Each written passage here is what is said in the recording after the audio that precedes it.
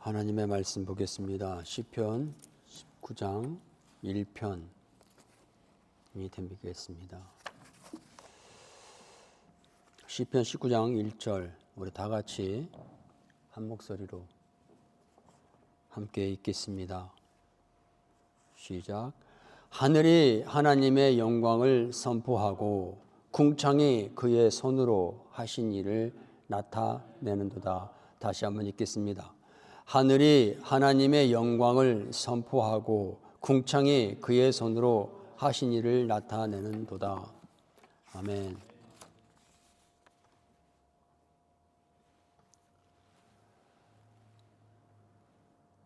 사랑의 하나님, 감사합니다. 오늘도 우리가 하늘을 보았습니다. 하나님이 만들어 놓으신 아름다운 궁창 속에 그 안에서 하나님의 은혜와 하나님의 케어하심을 우리가 누리면서 이곳에 함께 모였습니다. 하나님, 모든 것이 하나님의 은혜이고 우리가 하나님의 은혜 가운데 있음을 다시 한번 고백합니다. 그러나 하나님, 우리가 잊고 사는 날이 얼마나 많습니까? 하나님께서 지으신 걸 알면서도 하나님께 감사하지 못하고 하나님을 의식하지 못한 상태에서 우리의 생각과 우리의 중심이 우리 자아가 중심이 돼서 하나님의 영광을 잊어버리고 살 때가 너무나 많습니다. 하나님, 우리가 오늘 이 시간을 통해서 하나님께서 얼마나 우리를 사랑하시고 하나님의 보살피심이 우리 삶 주위에 얼마나 많은지를 깨닫고 고백하며 그래서 하나님 기뻐하시는 삶을 살아가기로 결단하는 그러한 시간이 되어지게 하여 주시옵소서. 성령님, 이 시간에 성령께서 역사하여 주시옵소서. 하나님, 사람이 전하는 것이 아니라 성령님의 음성으로 들려지게, 알아지게, 깨달아지게 주님 도와주시옵소서. 감사합니다. 예수님의 이름으로 기도합니다. 하나님이 지금 여러분과 저와 우리와 함께 하십니다. 아멘. 제가 아들이 3명이 있습니다. 아들이 3명 있는데 항상 아들 중에 학부모들이나 처음 보는 사람들이 그 세 아들을 볼 때 꼭 저 셋째한테 하는 말이 있습니다. 뭐냐면 아들 참 잘생겼네요. 그 말을 꼭 해요. 근데 그 말을 할 때 저희가 부모로서 기분이 좋아요. 그건 어쩔 수가 없어요. 장로님 그 둘째 따님도 참 예쁘시더라고요. 잘 키우셨어요? 기분 좋으시잖아요. 네. 저희가 학창시절만 해도 제가 80년도에 고등학교를 졸업을 했는데 그때만 해도 한국 제품이 메이드 인 코리아 하면은 그냥 그랬어요. 우리 메이드 인 차이나 하면 어떤 느낌, 이미지가 있잖아요. 지금 많이 좋아지고 있지만 중국제도 우리 한국대가 그랬어요. 메이드 인 코리아 하면은 전 세계에 다 나가 있었어요. 많은 한국 메이드 인 코리아가 있었어요. 그러나 싼 맛에 있었어요. 그때는. 근데 지금 여러분 메이드 인 코리아 하면 어떻습니까? 괜히 우리 어깨가 든든해져요. 한국인이라는 사실이 든든해진 거예요. 메이드 인 코리아, 한국에서 만들었고 한국 사람이 만든 거예요. 근데 사람들이 메이드 인 코리아를 찾아요. 왜? 좋으니까 찾는 거예요. 그것을 우리가 보고 들을 때 괜히 내가 한 건 없지만 한국 사람이라고는 이유 하나만으로 어깨가 들썩들썩하고 자부심이 느껴져 긍지가 되어지는 것이죠. 반대로 말할까요? 요즘 한국의 상황을 보면은 참 부끄러워요. 아멘? 여러분, 제가 이 말씀을 드리는 이유가 있습니다. 왜 자식이 잘생겼다는데 왜 부모가 기분이 좋죠? 왜 한국 제품이 저 메이드 인 코리아 하는데 왜 우리가 좋죠? 우리가 주인이기 때문에 그런 거예요. 자식을 누가 만듭니까? 부모가 만들죠. 부모가 자식을 만드는 거예요. 그죠? 하나님이 만드시지만 사람으로서는 부모가 만드는 거예요. 괜히 자식의 어떤 영광의 칭찬이 오는데 그것이 그대로 부모에게 직접적으로 와 닿으라는 얘기입니다. 여러분, 오늘 시인은 그렇습니다. 하늘이 하나님의 영광을 선포하고 궁창이 그의 손으로 하신 하나님의 일을 나타내는도다. 요즘 하늘이 얼마나 좋습니까, 여러분? 하늘을 보고 땅을 보고 공기를 보고, 제가 오늘 아침에도 잠깐 커피를 마시면서 창가를 보는데 까마귀가 저희 잔디밭에서 또 뭔가를 찾으면서 먹고 있어요. 근데 제 눈에 보인 것은 그들의 깃털이었습니다. 저들의 깃털이 하나님께서 얼마나 가볍게 만들었고, 비가 많이 올 때는 깃털 안에 물이 들어가지 않게 만들었고, 그냥 저절로 생긴 게 아니거든요. 유심히 너무 자주 보고 매일같이 보는 거지만 오늘 제 눈에 보여진 그런 까마귀는 아주 색다르게 보였습니다. 하나님의 작품으로 보였다는 것입니다. 오늘 여러분 여기 예배당에 올 때에 얼마만큼 하나님의 영광을 바라보고 발견하셨습니까? 모든 것이 하나님의 은혜인 거 다 알아요, 우리 믿는 사람들은. 그런데 하나님의 은혜 안에 살면서도, 하나님의 은혜 속에서 우리가 누리면서도 우리 입술과 우리 행동으로, 우리 마음으로 하나님께 영광을 돌리는 삶을 살지 못하고 사는 경우가 참으로 많아요. 왜 그럴까요? 우리가 그것을 의식하지 않기 때문에 그래요. 여러분, 하나님의 영광이라고 그래서 하나님이 만든 이 천지창조를 하나님이 만드셨지만 그 안에 우리가 살지만 모든 사람들이 하나님 앞에 영광을 돌리고 살 수는 없다는 사실입니다. 오직 그분을 알고 그분을 찬양하고 그분에게 감사할 수 있는 사람은 누구다? 그분의 영광을 찾아서 찾는 사람이 그것을 말할 수 있다는 것입니다. 그리고 그것을 찾고 헤매는 그 사람에게 하나님께서 그 당신을 보여주신다는 거예요. 성경은 그런 문구가 많아요. 구하라, 얻을 것이라. 찾으라, 찾을 것이다. 두드리라, 열릴 것이다. 세상에 진주가 하나밖에 없어요.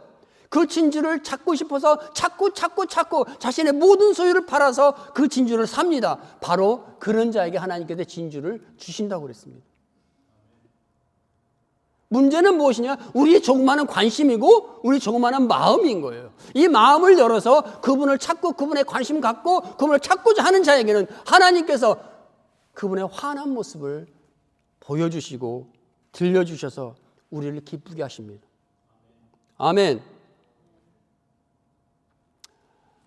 저는 오늘 하나님의 영광을 찾는데 우리가 기독교인으로서 어떤 영적이고 신령한 어떤 것을 저는 말하고 싶지 않아요. 우리가 조금만 얼굴을 돌려도 하나님의 영광이 그렇게 많은 거예요. They are so common. It's not to be spiritual things. There are a lot of things show us a glory of God in ordinary life. 우리가 사는 일상생활에서 얼마나 많은 하나님의 영광이 우리 가운데 보여줄 수 있는지 모릅니다. 그것을 누가복음에 보면 이렇게 나옵니다. 하나님께서 이 세상 모든 것이 당신의 영광이고 하나님의 보살핌이라고 그렇게 나옵니다. 누가복음 12장에 이렇게 나옵니다. 까마귀를 생각해보라. 심지도 아니하고 거두지도 아니하고 골방도 없고 창고도 없고 하나님이 기르신다. 무슨 말이에요? 하나님의 보살핌입니다.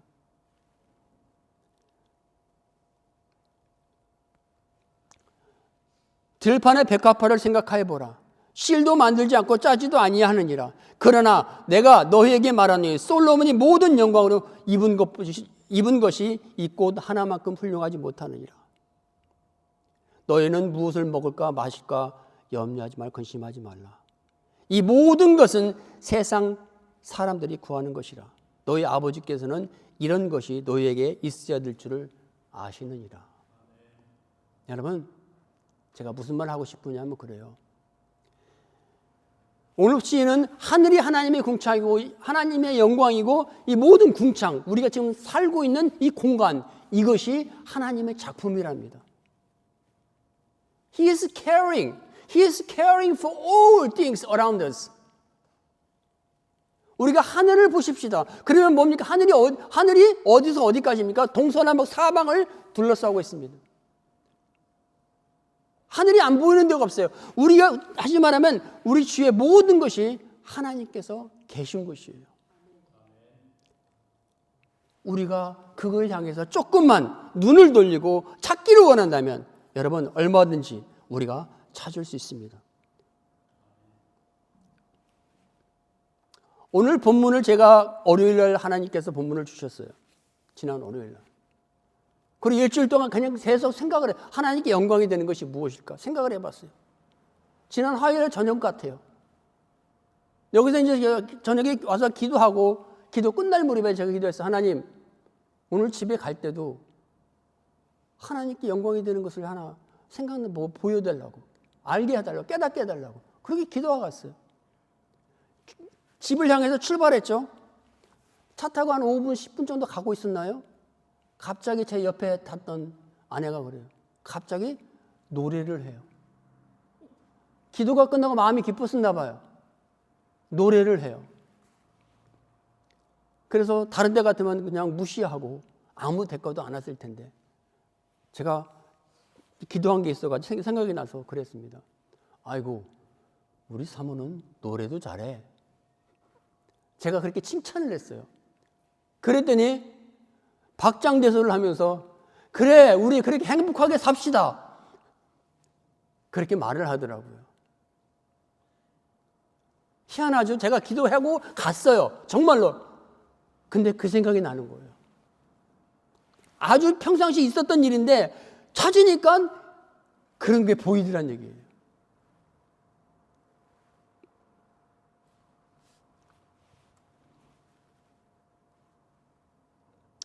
여러분, 하나님께서 영광 받으실 때가 있습니다.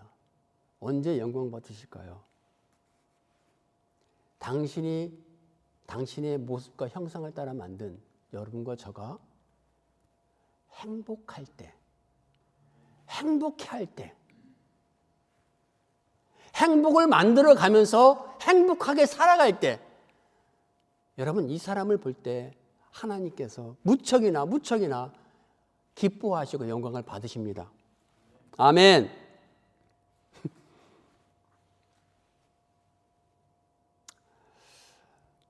제가 고백을 하나 하고 싶어요. 제 아들 중에 누구라고 말을 하지 않겠습니다. 지난 주 중간이었던 것 같습니다.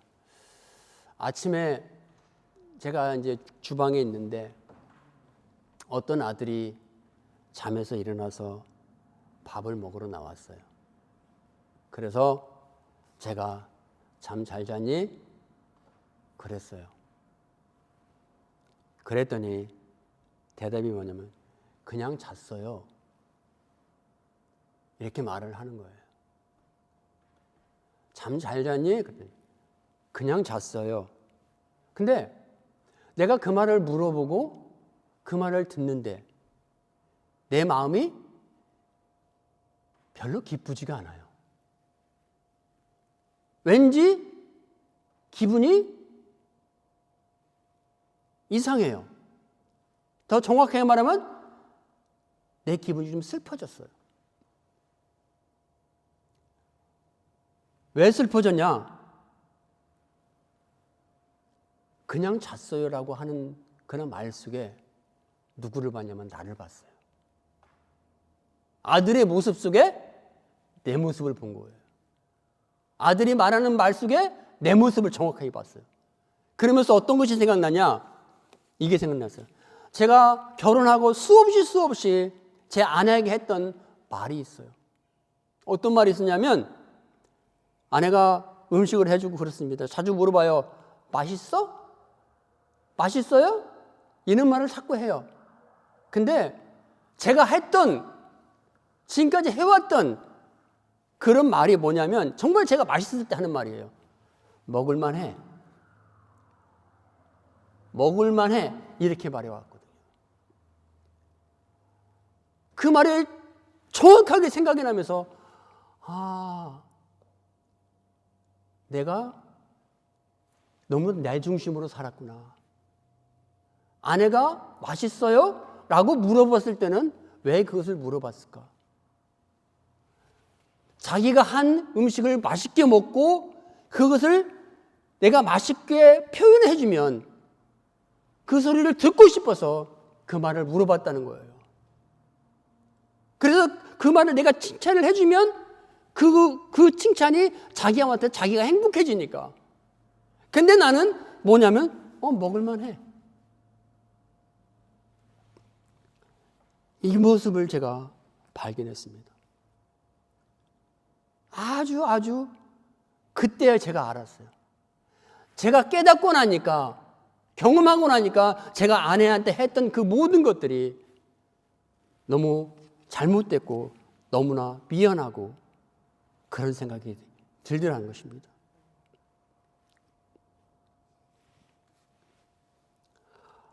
제가 회개했어요. 그래서 어느 순간부터는요, 제가 일부러 우리 밥 먹고 먼저 가 있으면 일부러 가서 진짜 맛있었어. 당신이 하는 것은 뭐든지 다 맛있어. 그렇게 칭찬하면 뭐라는 줄 아십니까? 감사하네. 예, 그렇게 말해요. 저는 지금 제 간증을 말하고 있는 것입니다. 여러분, 행복한 가정이 좋아요? 항상 싸우는 가정이 좋아요? 행복한 가정이 좋은 거예요. 행복한 가정이 좋은 거예요. 우리말에 선한 거짓말이라는 말이 있어요. 선한 거짓말. 뭐예요? 거짓말은 거짓말인데 모든 사람, 모든 환경과 모든 관계를 좋게 만들고 행복하게 만드는 거짓말이라는 거예요. 비록 그것이 거짓말은 나쁜 것이기 때문에 거짓말은 하지 말아야 되지만 그것이 가족의 관계를 회복하고 모든 사람들의 모든 것을 갖다 화목하게 하고 더 기쁘게 할 수 있다면 거짓말이라도 하라는 것이죠. 그것이 선한 거짓말이에요. 아멘? 결혼하는지 신랑이 신부 화장을 예쁘게 하고 신랑한테 보여주기 위해서 나왔어요. 할자고요. 나 어때? 신랑이 야, 그 볼따구야 그게 뭐냐? 그 빨갛게 너무 빨갛잖아. 좀 지워라. 이렇게 말을 한다면 그 신랑한테 칭찬받으려고 했던 그 아내의 마음이 어떻겠어요? 그리고 그걸 메이크업 해준 그 돕는 자가 그 메이크업 한 사람은 어떻겠어요? 이와 반면에 야, 당신 볼에 그 빨갛게 그러니까 진짜 예쁘다. 너무 예쁘다. 너무 더 통통하고 더 예쁘네.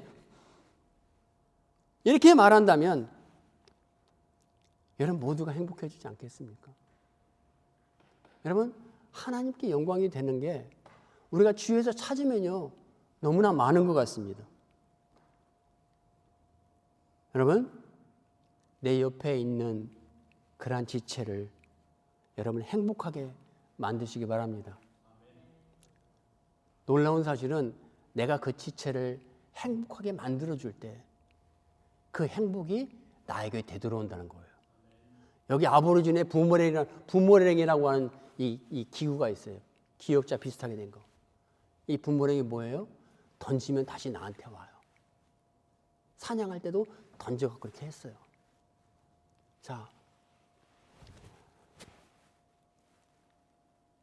내가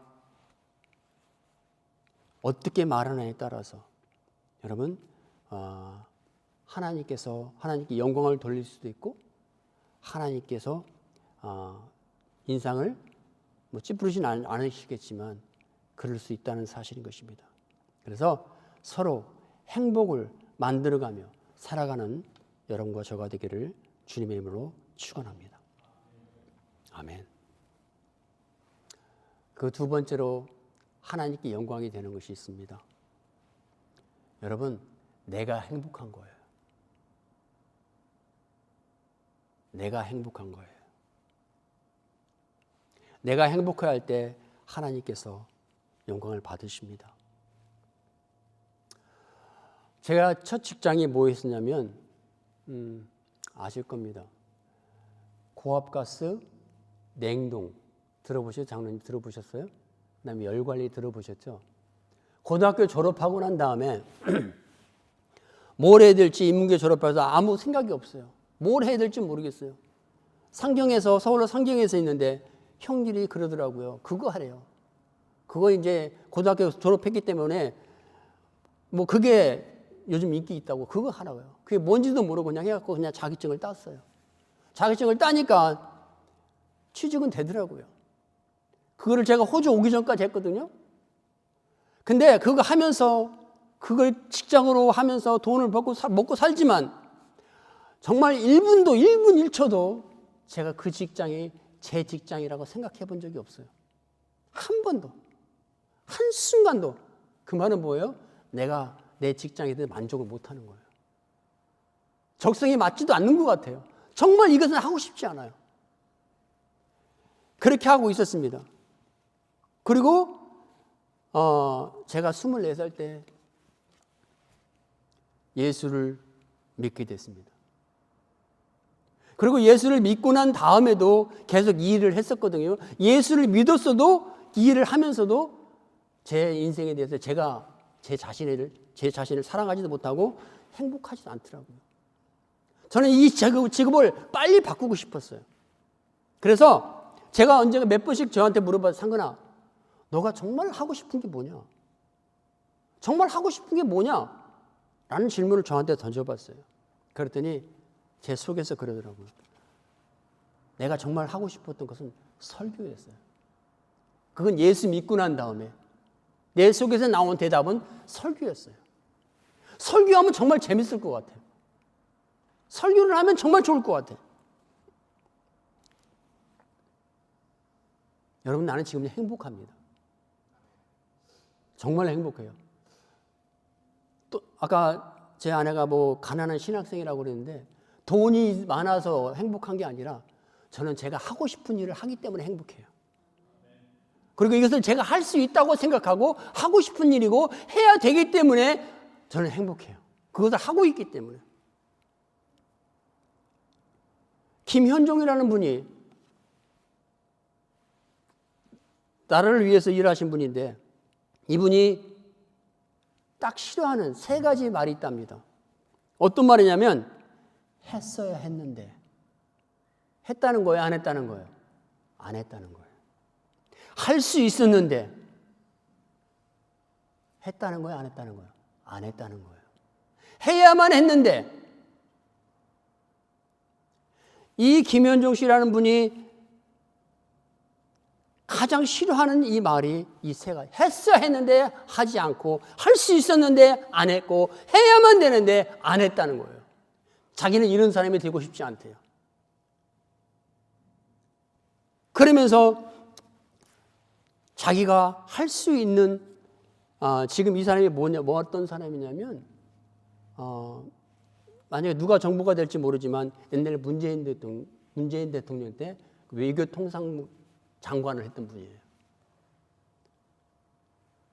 이분이 자유무역 어떤 그런 것들을 한 분인데 이분이 그런 말을 하더라고요. 제가 이분 말씀을 들으면서 그랬어요. 야, 나는 행복한 사람이구나. 내가 하고 싶은 것을 하니까 행복한 사람이구나. 여러분, 만약에 하고 싶은 것이 해야만 했던 것이 있습니까? 지금이라도 시작하시기 바랍니다. 내가 할 수 있었는데 안 했다라고 하는 것이 있으면 지금이라도 시작하시기 바랍니다. 그래서 행복한 인생을 사시기 바랍니다. 아멘. 여러분, 하나님은 우리가 행복하게 살기 원합니다.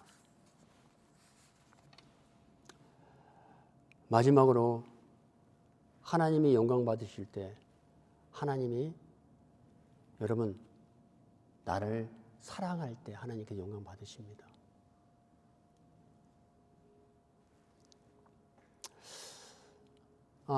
인구가 세계 인구가 60억이라고 합니다. 60억이 넘죠. 60억 정도 되는데 사람에게는 뭐가 있습니까? 이 손에는 지문이 돼 있어요. 지문. 그죠? 손에는 다 핑거프린트가 있어요. 그리고 사람에게는 DNA라는 것이 있어요. 유전자. 그죠? 근데 세계의 인구가 60억인데 이 핑거프린트가 DNA가 똑같은 사람은 한 명도 없답니다. 60억이 넘는데 나와 똑같은 핑거프린트를 가지고 있고 유전자를 가지고 있는 사람 한 명도 없대요. 이 말은 무슨 말이냐면 우리가 지금 2025년에 살잖아요. 우리 전에 수많은 사람들이 몇천 년 동안 낳고 태어났고 없어졌고 이런 사람들이 많은데 그 중에서도 나와 똑같은 사람이 한 명도 없었다는 거예요. 이 말은 지금 이 세상에 수많은 사람이 있지만 오직 여러분과 저는 오직 나 혼자라는 거예요. 나 혼자만 유일하다는 것입니다.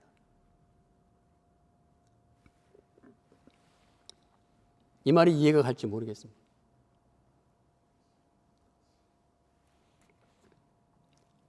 여러분, 하나님께서 우리를 만드실 때 이렇게 만드셨습니다. 우리가 다 똑같고 비슷한 사람 같지만 그게 아니라는 거예요. 하나님께서 여러분과 저를 얼마나 소중하게 만드셨는지 생각을 해보십시다. 나와 똑같은 사람 하나도 없어요. 근데 하나님께서 여러분과 저를 어떻게 만들었다고요? 당신의 형상을 따라 만들었답니다. 목적을 두고 만들었답니다. 그 말은 뭘까요? 여러분과 저 안에는 하나님께서 목적을 두고 만들 때 기가 막힌 어떠한 귀한 어떤 생명력, 어떤 잠재성을 우리 안에 여러분과 저에 주어졌다는 거예요. 이것은 다른 어떤 사람에게 없어요. 여러분과 저에게만 있는 거예요. 모든 사람들이 100 중에 99 중에 100 중에 99를 보고서 저 사람 안 돼 라고 말을 할지라도 여러분, 하나님은 그 사람에게 일이라고 하는 이것을 집어넣으셨다는 사실입니다. 그리고 이 일이라는 것을 하나님께서 사용하시기 위해서 하나님께서 여러분과 저를 만들었다는 사실이에요. 사람들은 이걸 못 보죠. 사람들은 이걸 못 봐요. 그러나 여러분, 우리가 이것을 생각하면 우리가 얼마나 귀한 존재인지 여러분 우리가 알 수 있습니다. 다이아몬드가 왜 이렇게 비싸죠? 금덩어리가 왜 비싸요? 귀한 거예요. 적은 거예요. 세상에 남아있는 그것이 굉장히 적은 거예요. 그래서 비싼 거예요. 여러분, 하나님께서 60억이 넘지만 나와 똑같은 사람이 한 명도 없대요. 그리고 하나님께서 당신의 목적을 두고 나를 이 땅에 내어 보내신 거예요. 당신의 형상을 따라서 가장 귀하게 만드신 거예요. 얼마나 여러분과 저가 귀한 존재입니까? 여러분 사랑하십시오. 여러분들 사랑하십시오. 아직 내가 내 자신을 사랑하지 못해서 죽어가는 사람만큼 불쌍한 사람이 없는 거예요.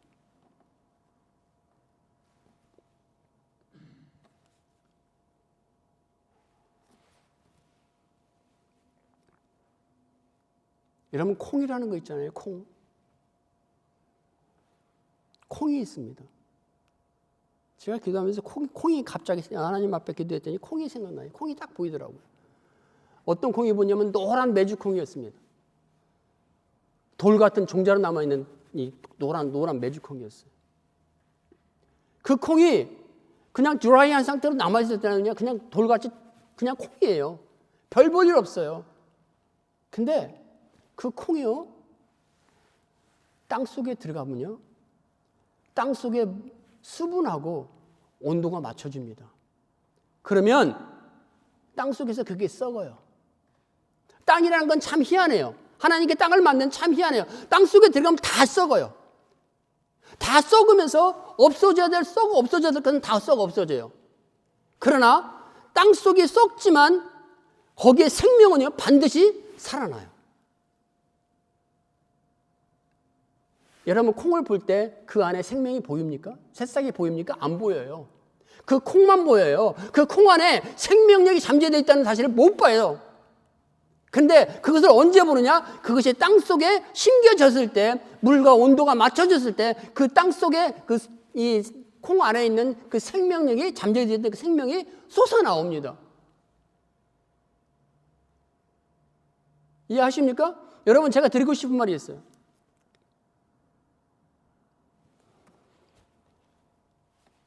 우리는 심지어 우리 자신조차도 내 자신에 대해서 만족하지 못하고 미워할 수가 있습니다. 여러분 이거 죄입니다. 하나님께서 여러분과 저를 만드실 때 그렇게 만들지 우리 미워하라고 만들지 않았습니다. 여러분 자신을 사랑하시기 바랍니다. 사랑하시고 감사하시고 자꾸 위로하시기 바랍니다. 그래서 우리는 보지 못해요. 우리가 미울 때는 왜 미우냐면 내게 만족하는 것이 없거든요. 아니에요. 그것은 우리가 보지 못할 뿐이에요. 하나님께서 여러분과 저를 이 땅에 내어놓으신 것은 굉장히 우리가 보지 못하는 그 잠재성 생명력이 잠재되어 있다는 사실인 거예요. 그것을 발견하기 전까지는 절대 우리가 실망하고 좌절해서는 안 되는 것입니다. 콩이 땅속에 들어가야 생명이 나오는 것처럼 여러분 사랑이라는 건 참 희한해요. 사람이 사랑을 먹을 때, 사랑을 받을 때 잠재되어 있는 그 생명력이 나옵니다. 평상시에는 맨날 말씀만 배우고 평상시에는 맨날 어떤 안 좋은 모습만 보이는 사람도 이 사랑을 먹고 자라면요, 그 사랑 안에서 이 기운이 나면서 어디서 그런 힘이 나온지 몰라요. 어디서 그런 면이 나온지 몰라요. 그러나 살아나요. 그 안에 자생력이 잠재되어 있었기 때문에. 그거 하나님께서 집어넣으신 거예요. 여러분, 하나님이 여러분을 사랑하도록 우리를 만드셨습니다. 여러분 자신을 사랑하시기 바랍니다. 아멘. 내가 내 자신을 사랑할 때 내 안에 있는 생명력이 살아납니다. 여러분과 제가 항상 말하지만 우리가 예수를 왜 믿었어요? 예수님을 왜 좋아합니까? 예수님께 우리 십자가를 위해서 죽으셔서 맞아, 그래요. 그러나 예수님을 진짜로 우리가 예수님을 믿는 것은 뭐냐면 그분의 은혜와 사랑이 우리 안에 심어졌고 받았고 그 사랑으로 말미암아 내 영혼의 생명이 솟아난 거예요. 내가 살아난 거예요. 그것 때문에 그분을 좋아하는 거예요. 그래서 예수를 믿는다는 얘기는 뭐냐면 내가 살아난 거예요. 그 사랑을 받고 살아난 거예요. 우리가 우리 영혼을 사랑할 때 여러분 우리 자신도 살아납니다. 사람들이 우리를 보고 계속 욕하고 너는 이것 때문에 저것 때문에 이것 때문에 하는 것은 99의 안 좋은 부분만 보기 때문에 그래요. 아직까지 하나님께서 1%의 그 잠재된 생명력을 발견하지 못했기 때문에 그래요.